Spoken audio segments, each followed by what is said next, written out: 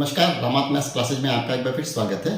ठोस आकृतियों के पृष्ठीय क्षेत्रफल और आयतन के अंतर्गत अब तक हमने घन और घनाभ का पृष्ठीय क्षेत्रफल और उनका आयतन ज्ञात करना बहुत ही अच्छे से सीखा है। इसके साथ ही हमने दूसरे वीडियो में बेलन और खोखले बेलन का वक्र पृष्ठीय क्षेत्रफल हो, चाहे उसका संपूर्ण पृष्ठीय क्षेत्रफल हो या उसका आयतन है, उसको हम कैसे ज्ञात कर सकते हैं, इसको हमने बहुत ही सरल तरीके से हर उस फॉर्मूले को हमने कैसे वो फॉर्मूला बना है इसको स्पष्ट करते हैं बहुत ही सरल तरीके से मैंने हर चीज़ को उस वीडियो में समझाया है। तो आशा करूंगा कि आपने उस वीडियो को जरूर देखा होगा।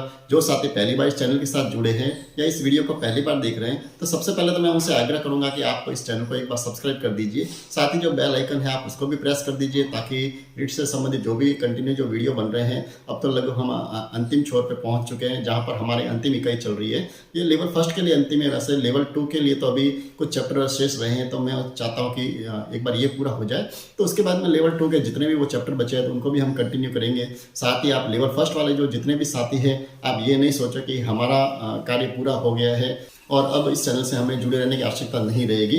वैसे आपकी जानकारी के लिए बता दूं कि जब हमारी ये इकाई पूरी हो जाएगी तो उसके बाद में हम बहुत ही अच्छे जो आप जितने भी चैप्टर हमने जिनके बेसिक जानकारी आपको मैंने प्रदान की है जितने भी वीडियो उसमें, तो उनसे संबंधित जितने भी अभ्यास प्रश्न हैं, अच्छे अच्छे जो प्रश्न जो मुझे लगेंगे कि जो आपके कंपटीशन में आने लायक मुझे लग रहा है कि शायद वो आ सकते हैं, या जो हमेशा जो कंपटीशन में रिपीट होते हैं, ऐसे अच्छे अच्छे प्रश्नों को हम अभ्यास में लेंगे। तो आप चैनल के साथ बने रहे, कहीं भी आप चैनल को छोड़ के नहीं जाए, क्योंकि आपका बहुत ही अच्छा एक अभ्यास होने वाला है इस चैनल पे। आप अपनी गाइड से भी अभ्यास करते रहे, और कहीं भी आपको दिक्कत आती है तो आप किसी भी समय आप मुझे व्हाट्सएप पर भी आप मैसेज कर सकते हैं, या इस पर भी आप कमेंट्स करके आप अपनी समस्या को लिख सकते हैं। तो आपको मैं तुरंत ही आपकी जो भी समस्या होगी, चाहे वो छोटी सी हो या चाहे बड़ी हो, उसको अपन आसानी से उसको सॉल्व कर देंगे। और कुछ ऐसी समस्या भी लगे कि नहीं जिसमें मुझे लगता है कि वीडियो बनाकर भी आपको समझानी पड़े, तो उसके लिए अलग से अपन वीडियो बनाकर भी आपकी उस समस्या का सॉल्यूशन कर देंगे। तो आप चैनल के साथ बने रहेंगे, और अगर आपको वीडियो अच्छा लगे तो आप लाइक जरूर करें, और अपने जितने भी साथी हैं उनके साथ भी इसको शेयर करें, ताकि उन्हें भी इसका बेनिफिट मिले और उनका भी तैयारी बहुत ही अच्छी तैयारी हो सके। क्योंकि अब तो बहुत ही कम समय बचा है कि आपकी मेन परीक्षा होने के लिए। तो मैं आपको सभी को अग्रिम शुभकामनाएं देता हूं अभी से कि आपका अभ्यास है और भी बेहतर हो, और आप सभी का सिलेक्शन हो, और मेरे कमेंट्स में मुझे वो मैसेज मिले जिसकी मैं हमेशा से अपेक्षा कर रहा हूँ। मुझे सारे वही कमेंट्स चाहिए कि सर मेरा भी सिलेक्शन हो गया, मेरा भी सिलेक्शन हो गया। ये खुशी देखने के लिए ही मैं इस चैनल के लिए जो अब तक मैंने जो कोशिश की है, तभी मेरी कोशिश सफल होगी। तो चलिए आगे बढ़ते हैं, और हम आज बात करते हैं बेलन और खोखला बेलन जो है उसके हमने वैसे जो फॉर्मूले जो है उन फॉर्मूलों को तो हमने बहुत ही अच्छे तरीके से अब देख लिया था। कुछ अभ्यास प्रश्न भी हमने उस वीडियो में लिए थे, लेकिन वीडियो बड़ा बन रहा था तो कुछ जो अच्छे जो प्रश्न थे वो रह गए थे। तो सबसे पहले तो हम उन्हीं प्रश्नों पर थोड़ी सी दृष्टि डाल देते हैं, ताकि आपका जो अभ्यास है वो बहुत ही बेहतर हो जाए। आप कॉपी और पेन अपने पास ले लीजिए, क्योंकि हमेशा से ही मैं कहता हूं कि कॉपी और पेन के बिना हमारा काम अधूरा रहता है। कि वीडियो देखने से ही आपकी स्मरण शक्ति इतनी हमारी तेज नहीं होती है, विशेषकर मैथ्स में, कि हमें हर चीज़ याद रहे। क्योंकि कई बार ऐसी छोटी चीज़ें भी होती है जिनको नोट करना भी आवश्यक होता है, तो आप इनको साथ ही साथ नोट भी करते रहे। तो एक प्रश्न की तरफ बढ़ते हैं। एक प्रश्न है, लकड़ी के एक बेलनाकार पाइप का आंतरिक व्यास 24 सेंटीमीटर है और बाहरी व्यास 28 सेंटीमीटर है।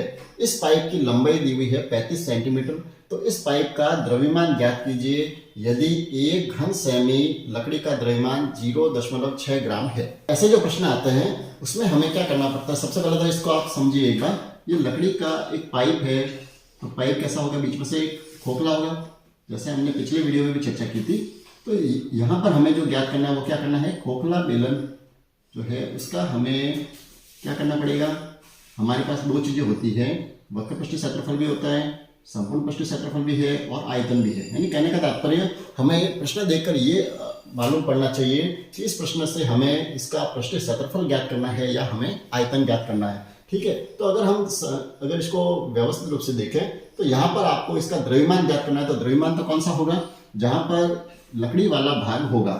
ठीक है, तो यहाँ पर लकड़ी होगी, इस तरफ यहाँ लकड़ी होगी, बीच में से खाली है, तो वो भाग हमें ज्ञात नहीं करना है। ठीक है, ये वाला भाग हमें ज्ञात करना है। यानी सीधी सी बात है, हमें जो है इस खोखले बेलन का क्या करना है, आयतन ज्ञात करना है। अब आयतन हम ज्ञात कैसे करेंगे, तो इसके लिए सीधा सा फॉर्मूला भी है। सबसे पहले तो हमारे दिमाग में ये होना चाहिए कि बेलन का आयतन ज्ञात करने का फॉर्मूला क्या है, सिंपल सा है, पाई आर स्क्वायर एच। ठीक है, और खोखला बेलन जो है तो उसके लिए अगर आपको फॉर्मूला याद नहीं भी है तो आप इसको कैसे कर सकते हैं। सबसे पहले तो हम इस जो पूरा जो बेलन है उस पूरे बेलन का आयतन ज्ञात करेंगे, और उसमें से ये जो भीतर जो खोखला भाग जो है, इस खोखले भाग का हम आयतन ज्ञात कर लेंगे, और दोनों को आप माइनस कर लीजिए। तो कहीं भी आपको ज़्यादा फॉर्मूला याद रखने की जरूरत शायद नहीं पड़ेगी, आप डायरेक्ट इसको कर सकते हैं। और अगर आपको फॉर्मूला याद है तो आप सीधा भी लिख दीजिए पाई और एच R1 का स्क्वायर माइनस R2 का स्क्वायर, ठीक है। यानी दोनों त्रिज्याओं का स्क्वायर को अपन को माइनस पाई और एच दोनों में कॉमन आता है, जैसे पिछले वीडियो में मैंने आपको बताया था, ठीक है। अब यहाँ पर हम प्रश्न में देखें तो हमें क्या दिया हुआ है, एक तो इसका आंतरिक व्यास दिया हुआ है, यानी यहाँ से यहाँ तक का व्यास तो दिया हुआ है 24 सेंटीमीटर, ठीक है। तो आंतरिक जो त्रिज्या हो जाएगी वो त्रिज्या कितनी होगी, 12 सेमी। 24 व्यास है तो व्यास का आधा हो जाएगी, त्रिज्या कितनी हो जाएगी 12 सेमी। और दूसरी जो त्रिज्या है वो त्रिज्या हो जाएगी कितनी होगी, बाहरी व्यास कितना दिया हुआ है 28 सेमी, यानी यहाँ से लगाकर यहाँ तक ये पूरा जो व्यास दिया हुआ है वो दिया हुआ है 28 सेमी। तो ये जो त्रिज्या हो जाएगी दूसरी वो होगी 28 की आधी कितनी हो जाएगी 14 सेंटीमीटर, ठीक है। अब यहाँ पर मैंने दोनों जगह देखो आर की जगह मैंने नंबर 1 और नंबर 2 छोड़े हैं, नहीं लिखा। इसका कारण ये है कि पिछले वीडियो में से स्पष्ट किया था, तो जो साथी पहली बार जुड़े तो उनको भी मैं एक बार अच्छी तरह से समझा दूं कि आप जब भी ये खोखले बेलन वाले जो फॉर्मूले इनको यूज करें आप डायरेक्टली, तो वहां पर आप हमेशा ध्यान रखें कि R1 जो होगी वो कौन सी त्रिज्या होगी, जो बड़े बाहरी जो बेलन है उसकी त्रिज्या होगी R1, ठीक है। तो यहाँ पर कौन सी है बाहरी त्रिज्या, ये 14 सेंटीमीटर जो है ये तो है R1, और 12 सेंटीमीटर वाली जो है ये क्या है R2, ठीक है। अगर आप इसको ऐसे लेकर तो भी बढ़िया है, नहीं तो सबसे बढ़िया इसका अच्छा तरीका ये रहेगा, जो बड़ी त्रिज्या है उसको तो आप लिख दीजिए कैपिटल R, और छोटी जो त्रिज्या है उसको हम लिख देंगे स्मॉल r, तो आपको कहीं भी दिक्कत नहीं आएगी। तो फॉर्मूले में आप जब इसको यूज करेंगे तो आप बहुत ही जल्दी कर पाएंगे उसको, फॉर्मूले को आप ऐसे यूज करें। चलिए अब आगे बढ़े, तो पाई की जगह तो सबसे पहले लिख दिया हमने 22/7 इंटू एच, एच का अर्थ क्या होता है ऊंचाई। तो इस बेलन या पाइप की ऊंचाई कितनी दी हुई है, लंबाई दी हुई है 35 सेंटीमीटर। तो ये जो लंबाई है ये इसकी क्या होती है ऊंचाई, तो यहाँ हमने लिख दी 35। फिर R1 का स्क्वायर, R1 कितना है 14, तो 14 का स्क्वायर माइनस R2 है 12, तो 12 का वर्ग, ठीक है। यहाँ पर आप ब्रैकेट दूसरा बनेंगे, क्यों बनेंगे, क्योंकि एक ही ब्रैकेट का 2 बार यूज नहीं होता है, ठीक है। जब आपने छोटा ब्रैकेट का यूज कर लिया तो उसके बाद में आप मंझला ब्रैकेट या बड़े ब्रैकेट का उपयोग कर सकते हैं। चलिए अब इसको सॉल्व कर दीजिए, 7 एकम 7, 7 पंजे 35, 22 का 5 से गुणा कर दिया, 22 पंजे 110, यहाँ पर 14 का वर्ग कर दीजिए। अगर आपको याद है तो डायरेक्ट लिख दीजिए, नहीं तो आप बिल्कुल सिंपल तरीके से 14 का 14 से गुणा कर दीजिए। 14 चौके 56, 5 14 एकम 14, 14 और 5 कितने हो गए 19, यानी ये हो गया 196। इसी तरह से 12 का भी वर्ग कर दीजिए, कितना हो जाएगा 144, ठीक है। अब इसको कर दीजिए माइनस, 6 में से 4 गए 2, 9 में से 5 4 गए 5, और ये 0, कितना आ गया 52। और 52 को 110 से गुणा कर दीजिए, ये 52 इसको 11 से गुणा कर दीजिए, बहुत सिंपल पड़ेगा, 2 5 2 7 और 5, ठीक है। ये 0 का 0, यानी आंसर आ गया 5720। अब ये इकाई कौन सी दी हुई है सेंटीमीटर में, तो आयतन हमेशा आप ध्यान रखें किसमें होगा, घन सेंटीमीटर, घन इकाई में सेंटीमीटर में होगा इसका आंसर। चलिए अब इसको हम आगे जो प्रश्न थोड़ा सा ये बता रहे हैं हमें कि इसका हमें द्रव्यमान ज्ञात करना है। इस पाइप का क्या ज्ञात करना है हमें, द्रव्यमान। तो द्रव्यमान कौन सा होगा, हमें ये लिखा हुआ है कि 1 घन सेमी लकड़ी का द्रव्यमान दिया हुआ है 0.6। 1 घन सेमी का तो द्रव्यमान कितना है 0.6, तो हमें कितने घन सेमी हमारे पास 5720 घन सेमी। तो इसका द्रव्यमान कितना हो जाएगा, 5720 को 0.6 से गुणा कर दीजिए, ये 5720 इसका 6 से गुणा कर देते हैं, 0 6 दूनी 12, हासिल 1, 6 7 42 और 1 43, 4 6 पंजे 30, 30 और 4 34, ठीक है। यानी इसका आंसर तो आ गया है 34,320। अब देखिए दशमलव के बाद में एक अंक रखना है, तो यहाँ पर भी हम दशमलव के बाद में एक अंक रख देंगे, यानी जो आंसर आ गया वो आ गया है 3432 ग्राम, ठीक है। ये ग्राम में आंसर आया। अब हो सकता है कि आपको वहाँ ऑप्शन जो है वो किलोग्राम में भी दिया हुआ मिल सकता है, तो अब वहाँ आपको क्या करना है, इसको हम किलोग्राम में बदल दीजिए, 3 के बाद में दशमलव लगा दीजिए, तो 3.432 किलोग्राम जो हो जाएगा वो क्या हो जाएगा इसका आंसर। अगले प्रश्न की तरफ बढ़ते हैं। एक प्रश्न है, दिखने में बहुत ही छोटा है लेकिन बहुत ही अच्छा प्रश्न है। इस प्रश्न को आप समझिए। ऊंचाई 1 मीटर वाले एक बेलनाकार बर्तन की धारिता दी हुई है 15.4 लीटर, ठीक है। इसको बनाने के लिए कितने वर्ग मीटर धातु की शीट चाहिए। अब ये प्रश्न दिखने में बहुत ही सिंपल सा दिख रहा है, लेकिन इस प्रश्न में आपको कहीं भी ये स्पष्ट नहीं हो रहा है कि इसमें आपको इसका वक्र पृष्ठ क्षेत्रफल ज्ञात करना है, या इसका संपूर्ण पृष्ठ क्षेत्रफल ज्ञात करना है, या इसका आयतन ज्ञात करना है। ऐसे प्रश्न वहाँ पर दिखेंगे, क्योंकि ऐसे प्रश्न यानी फॉर्मूले आपको जरूर याद होंगे। जैसे मैंने पिछले वीडियो में भी कहा था, फॉर्मूले याद करना कोई बड़ी बात नहीं है, लेकिन प्रश्न को ये जितने प्रश्न, इन प्रश्नों की भाषा को समझना बहुत ही आवश्यक होता है, क्योंकि जब तक हमें इसकी भाषा ही समझ में नहीं आएगी तो हम ये नहीं आइडिया लगा सकते कि अब मुझे इस प्रश्न में करना क्या है, कि इसका आयतन ज्ञात करो या इसका पृष्ठ क्षेत्रफल ज्ञात करो। और क्योंकि आप पृष्ठ क्षेत्रफल भी ज्ञात करना है तो सारी चीज़ें भी आपको दी हुई नहीं है, न तो यहाँ पर आपके पास त्रिज्या है, केवल ऊंचाई दी हुई है। ठीक है, तो किसी भी प्रश्न को करने के लिए बेलन में जब भी है तो हमें दो चीज़ों की आवश्यकता जरूर होती है, एक तो हाइट चाहिए और एक उसकी क्या चाहिए, त्रिज्या। ठीक है, अब यहाँ पर हमें हाइट तो दी हुई है लेकिन त्रिज्या दी हुई नहीं है, तो सबसे पहले तो हम ऐसे प्रश्नों में क्या करेंगे, आपको जो आंसर दिया हुआ हो इस प्रश्न में देखिए, तो यहाँ पर हमें इस बर्तन की धारिता दी हुई है। क्या दी हुई है, धारिता। धारिता का सीधा सा अर्थ होता है कि इस बेलन का जो बर्तन है, इस बर्तन में कोई चीज कितनी भरी जा सकती है, या पानी कोई ले ले तो इसमें कितना पानी भरा जा सकता है, तो वो होगी इसकी धारिता। ठीक है, अब धारिता जो दी हुई है वो किसमें दी हुई है, धारिता दी हुई है हमें लीटर में, वो लिखी हुई है 15.4 लीटर। ठीक है, अब हमारा जो प्रश्न है वो तो हमारे मीटर में प्रश्न है, हमें धातु की शीट जो ज्ञात करनी है वो भी कहाँ ज्ञात करनी है, मीटर में ही ज्ञात करनी है। तो अब यहाँ पर हमें ये जो लीटर में जो दिया हुआ है इसको हमें पहले चेंज करना पड़ेगा। ठीक है, अब इसको चेंज कैसे करेंगे, तो पिछला वीडियो जिसने भी देखा है तो उसमें मैंने बताया था कि 1000 घन सेमी बराबर होता है 1 लीटर। ठीक है, नहीं होता आप इसे एक बार नोट कर ले और इसे अच्छी तरह से याद कर ले, क्योंकि ऐसे प्रश्न जब भी आएंगे तो वहाँ आपको ये इस पर क्लू ऐसे दिया हुआ नहीं मिलेगा, ये आपको याद ही रखना पड़ेगा। यानी लीटर को हम अगर क्या करेंगे, 1000 से अगर इंटू करेंगे तो हमें ये जो है जो धारिता जो दी हुई है 15.4, इसको अगर मैं 1000 से इंटू कर दूं, क्योंकि 1 लीटर में कितने होते हैं 1000 घन सेंटीमीटर, तो 15 लीटर में कितने हो जाएंगे, इसको गुना कर दीजिए। इससे पहले सिंपल सा गुना कर देते हैं। ठीक है, अब एक को छोड़कर दशमलव लगा दीजिए, यानी इसका आंसर हो गया है 15,400 घन सेमी। ठीक है, तो ये प्रश्न आगे कहाँ आ गया, घन सेमी में आ गया। अब हमें धारिता का अर्थ क्या होता है, सीधा सा दूसरी भाषा में अगर कहे तो ये है आपको आयतन दिया हुआ। ठीक है, क्योंकि जितनी चीज भरी जाती है उसे क्या कहते हैं हम, उसका आयतन। तो अब यहाँ पर हमें आयतन तो हमें ज्ञात हो गया है 15,400 घन सेमी, इसका क्या है आयतन। तो इस आयतन से हम सबसे पहले तो जो चीज हमें अज्ञात है उसे हमें ज्ञात करनी पड़ेगी। तो आयतन का फॉर्मूला क्या है, πr²h। ठीक है, अब आयतन जो दिया हुआ आयतन हम यहाँ लिख देते हैं 15,400 बराबर पाई की जगह कितना आ गया 22/7। आर त्रिज्या जैसे पहले भी कहा है दी हुई नहीं है, तो सीधी सीधी बात है हमें त्रिज्या पहले ज्ञात करनी पड़ेगी, इंटू एच। अब ऊंचाई यहाँ पर कितने दी हुई है 1 मीटर। ठीक है, ऊंचाई जो दी हुई है वो 1 मीटर दी है। मैंने ये प्रश्न इसीलिए लिया है क्योंकि इसमें बहुत सी छोटी चीज़ें जो आपको कहीं चेंज भी करनी पड़ेगी, तो उसको आप जल्दबाजी में कहीं भी प्रश्नों को गलत भी नहीं करें। तो यहाँ पर हमें देखिए आयतन जो है वो हमारा किस में है, घन सेमी में।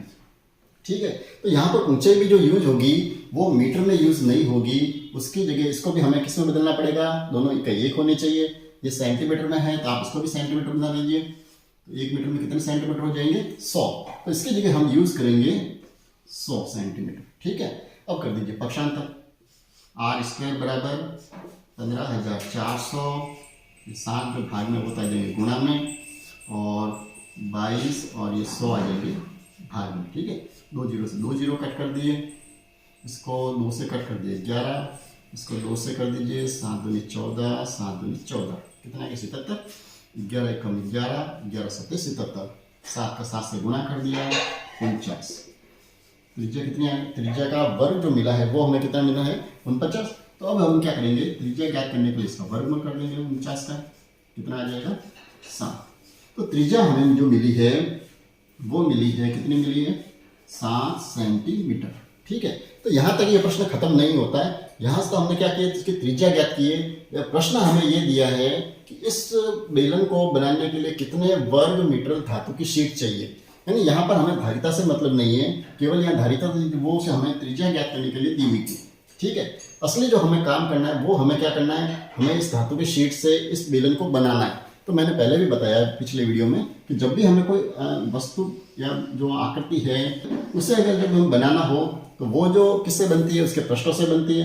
तो सीधी सीधी बात है, हमें इसका पृष्ठीय क्षेत्रफल ज्ञात करना है। ठीक है। अब पृष्ठीय क्षेत्रफल में दो तरह के पृष्ठीय क्षेत्रफल, वक्र पृष्ठ भी है और संपूर्ण पृष्ठ भी है। तो यहाँ पर हमें इस पूरे बेलन को बनाना है। तो यहाँ पर हमें ये कहीं से भी नहीं लिखा हुआ कि ये बेलन खुला है, ऊपर से खुला हुआ है या नीचे से खुला हुआ है।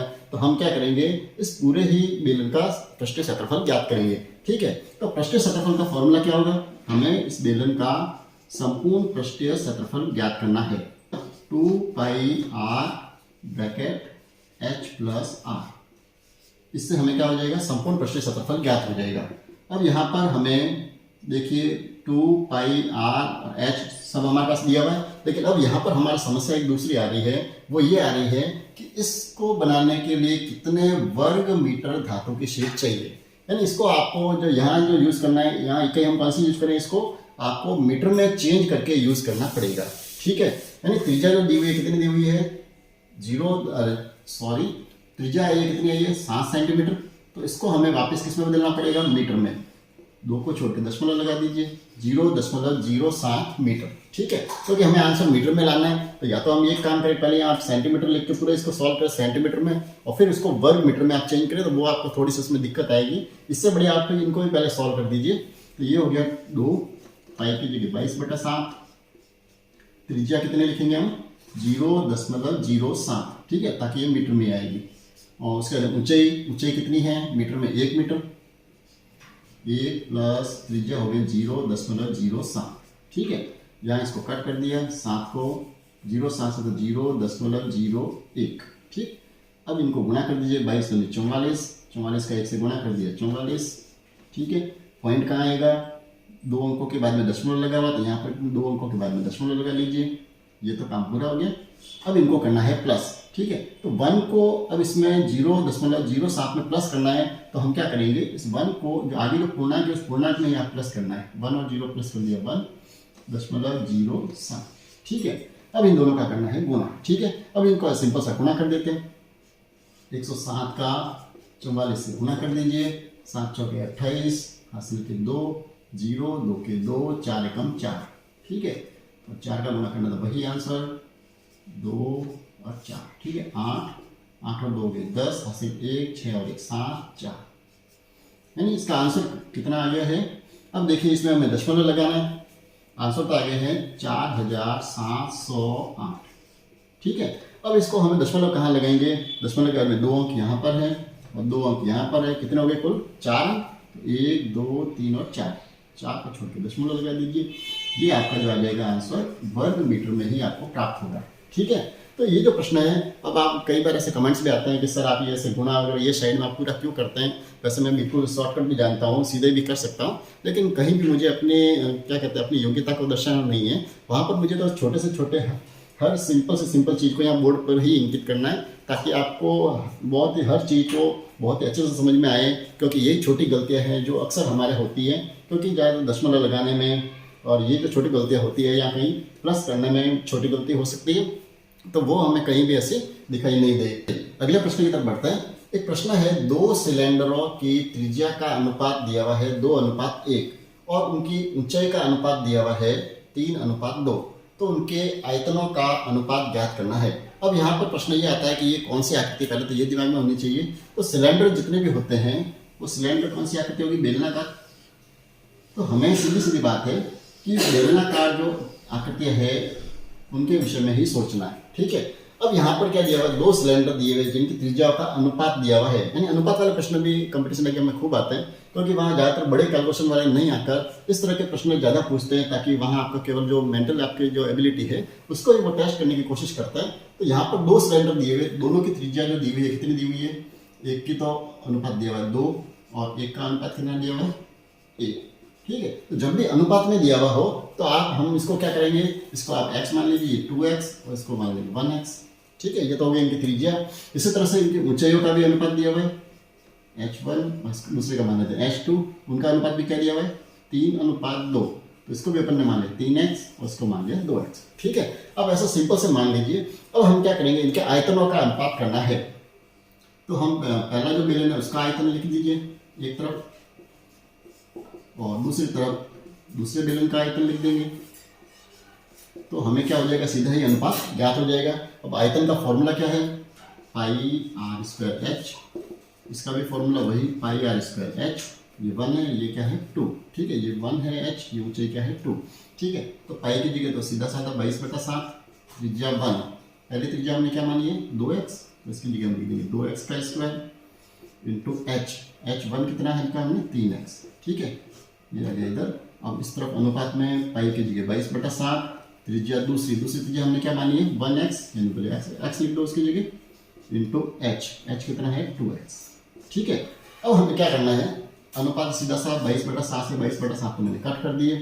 चलिए अब इसको हम सॉल्व कर देते हैं, कितना हो गया 2x का 2x से गुणा कर दिया, 4x की घात 2 गुणा में है 3x, इधर x स्क्वायर और गुणा में है 2x, इनका गुणा कर दीजिए, चाहे तो x से x को काट भी सकते हैं, लेकिन x स्क्वायर से x स्क्वायर को कट कर दिया, x से x को कट कर दिया, ठीक है। यानी अनुपात में आप ध्यान रखें, जैसे हम भिन्न में क्या करते हैं ऊपर नीचे को कट करते हैं, तो अनुपात में आप आमने सामने अगर समान आपको कोई राशि दिख रही है तो आप उसको इस तरह से कट कर सकते हैं, ठीक है। अब यहाँ पर कितने बचे, देखिए 4 का 3 से गुणा कर दिया, 4 के 12, इधर बच गए 2, ठीक है। इसको आप सिंपल कर दीजिए, दोनों 2 से भाग दोनों में जाता है 6 और 1। तो इतना बिल्कुल छोटा सा प्रश्न आता है जहाँ पर हमें 2 सिलेंडरों का अनुपात पूछा जा सकता है, तो आप इस तरह से उनका अनुपात ज्ञात कर सकते हैं। एक और अच्छा प्रश्न देख लेते हैं। एक बेलनाकार पाइप की धातु का आयतन दिया हुआ है 748 घन सेंटीमीटर, ठीक है। यदि इस पाइप की लंबाई दी हुई 14 सेंटीमीटर और इसका बाहरी अर्ध व्यास 9 सेंटीमीटर है, तो इसकी मोटाई क्या होगी। यानी सीधी बात है, कैसा है ये पाइप दिया हुआ है, तो पाइप जो होगा वो कैसा होगा, एक खोखले बेलन का रूप होगा, ठीक है। तो ये जो पाइप दिया हुआ है, अब इस प्रश्न की आप भाषा थोड़ी सी समझिए, वैसे सिंपल है, ज़्यादा कठिन नहीं है, लेकिन फिर भी इसकी अगर भाषा हमें अगर अच्छे से समझ में आ जाएगी तो हमें इस प्रश्न को करने में कहीं भी दिक्कत नहीं आएगी। तो एक बेलनाकार पाइप है, उसका क्या दिया हुआ है, आयतन तो हमें दिया हुआ है, यानी सीधी सीधी बात है कि यहाँ पर हमें आयतन का ही फॉर्मूला लगाना है, ठीक है। इतना तो आपको स्पष्ट हो गया कि जो खोखला बेलन है उसका हमें क्या लगाना है, आयतन का। तो फॉर्मूला क्या है, pi H r1 square minus r2 square, ठीक है। दोनों का वर्ग करना है और क्या करना है, केवल पाई आर स्क्वायर जो फॉर्मूला है उसमें दोनों का हम माइनस कर देंगे तो हमें आंसर मिल जाएगा, ठीक। अब यहाँ पर हमें आगे पढ़े, आयतन तो हमें दिया हुआ है, कितना दिया हुआ 748, तो ये तो आयतन की जगह तो हम लिख देंगे 748, ठीक है, यहाँ तो कोई दिक्कत नहीं। पाई की जगह हम क्या लिख देंगे 22/7। फिर है एच, ऊंचाई, ऊंचाई कितनी है, पाइप की लंबाई भी दी हुई है, देखिए 14 सेंटीमीटर, यानी ये ऊंचाई जो है वो है 14 सेंटीमीटर दी हुई है, तो एच भी है हमको यहाँ दिया हुआ है। अब यहाँ पर R1 कौन सी होती है, मैंने पहले भी बताया आपको, R1 जो होगी वो बड़ी त्रिज्या होगी, यानी यहाँ से लगाकर यहाँ तक, ये जो बाहरी जो यहाँ तक आपको त्रिज्या ज्ञात करनी वो तो होती है R1, और R2 कौन सी होती है, केवल यहाँ से लगाकर यहाँ तक, ठीक है, ये है R2। अब देखिए हमें दिया हुआ कौन सा है, इसका बाहरी अर्ध व्यास दिया हुआ है। अब अर्ध व्यास क्या होता है, क्योंकि वहाँ पर शब्दों को थोड़ा सा बहुत ही अच्छे से प्रयोग जरूर किया जाएगा, तो व्यास अर्ध आधा, व्यास का आधा क्या होता है त्रिज्या, तो वहां पर त्रिज्या शब्द में लिखकर अर्ध व्यास भी लिखा हुआ आपको मिल सकता है। तो आप कहीं भी जल्दबाजी में ऐसा नहीं करें कि व्यास लिखे और आप सीधा उसका आप आधा कर दीजिए, ठीक है। तो ये त्रिज्या ही दी हुई है, कौन सी त्रिज्या दी हुई है, इसकी बाहरी त्रिज्या, यानी R1 तो हमें दी हुई है, ठीक है। इस प्रश्न में कौन सी त्रिज्या दी हुई है, बाहरी त्रिज्या तो दी हुई है R1, कितनी दी हुई है 9 सेंटीमीटर।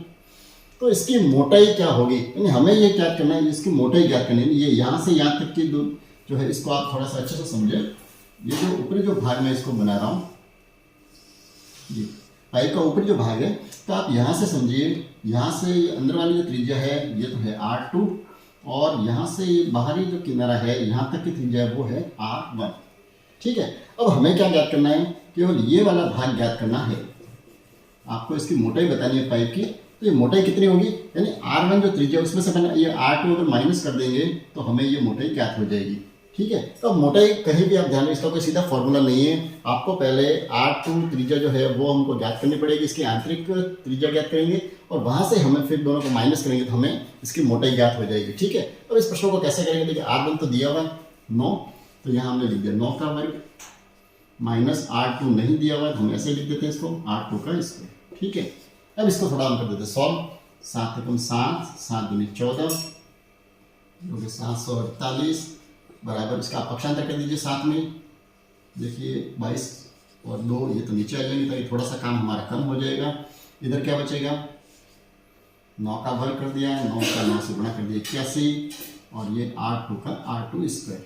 ठीक है, अगर आपको थोड़ा कंफ्यूजन हो रहा है तो इसकी जगह आप x लिख दीजिए, सिंपल सा, ताकि x हमको थोड़ा अच्छा सही दिखेगा। ठीक है, अब हमें क्या करना है, इसको पहले सॉल्व कर देते हैं। 2 को इससे भाग दे दिया, 3 दूनी 6, 1 बच गए 7 और 4। ठीक है, वापस 2 से कट कर दिया 11, इसको 2 से कट कर दिया, 2 एकम 2, पीछे बच गए 1 17, 8 दूनी 16, 1 7। ठीक, अब ये जो संख्या मिली है शायद 11 से कट हो जाएगी। देखिए 11 एकम 11 यहाँ हो जाएगी, 11 एकम 11, पीछे बच गए 7, 11 7 77, कितना आ गया 17 बराबर इधर हो गए हैं 81 माइनस एक्स का वर्ग। ठीक है, अब हम क्या करेंगे, एक्स स्क्वायर को तो आप इधर लीजिए कि माइनस में, तो इधर आके बन जाएगा प्लस में, और 17 जो है वो इस प्रॉब्लम का पक्षांतर कर दीजिए। एक्स स्क्वायर बराबर कितने बच गए 4, यहाँ हो गए 7 में से 1 6, यानी एक्स स्क्वायर आ गया है 64। तो एक्स कितना हो जाएगा, इसका वर्गमूल कर दीजिए, 64 का वर्गमूल कितना हो जाएगा 8 सेंटीमीटर। यानी एक्स कौन सी है, त्रिज्या नंबर 2, यानी भीतरी जो त्रिज्या है वो आई है 8 सेमी, और बाहरी त्रिज्या कितनी है 9 सेमी।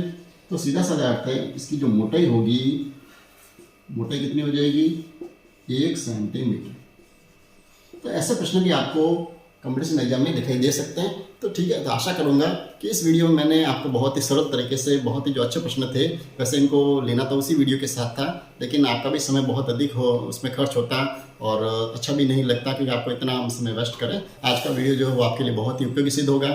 तो आप अपनी गाइड में जितने भी ऐसे प्रश्न दिए हुए हैं, तो उन प्रश्नों का आप अच्छे से अभ्यास करें, और फिर भी अगर कहीं भी दिक्कत आती है तो आप कमेंट्स में ज़रूर लिखें। तो मिलते हैं अगले वीडियो में। कुछ और जो ठोस आकृतियाँ जो रही है, जैसे शंकु रहा है या गोला रहा है, तो उनके बारे में हम अगले वीडियो में चर्चा करेंगे, और फिर इस चैप्टर को हम समाप्त कर देंगे। तो अगर आपको वीडियो अच्छा लगा हो तो आप लाइक ज़रूर करें और अपने साथियों के साथ शेयर करें। तो बने रहिए चैनल के साथ और देखते रहिए वीडियो और अभ्यास करते रहिए और आगे बढ़ते रहिए। आपका खूब खूब धन्यवाद।